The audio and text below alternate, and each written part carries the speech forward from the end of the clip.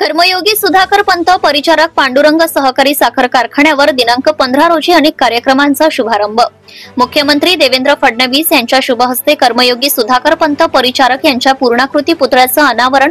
जलसंपदा मंत्री राधाकृष्ण विखे पाटील यांच्यासह जिल्ह्यातील सर्व खासदार व आमदार राहणार कार्यक्रमाला उपस्थित।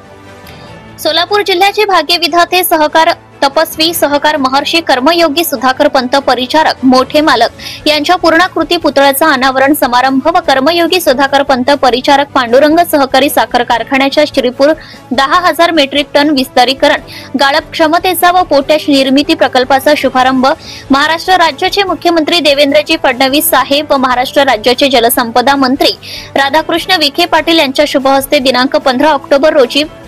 संपन्न होणार आहे।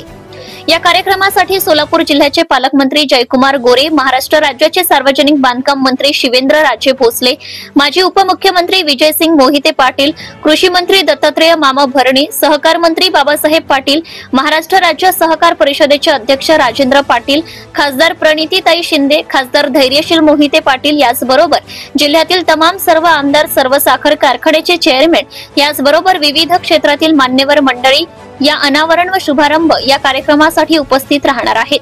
हा कार्यक्रम ठीक दुपारी 2:30 होणार असून माळशिरस तालुक्यातील श्रीपूर येथील कारखाना कार्यस्थळावर या कार्यक्रमाचे आयोजन करण्यात आले असल्याची माहिती कारखान्याचे कर्तव्यदक्ष कार्यकारी संचालक डॉक्टर यशवंत कुलकर्णी यांनी दिली आहे।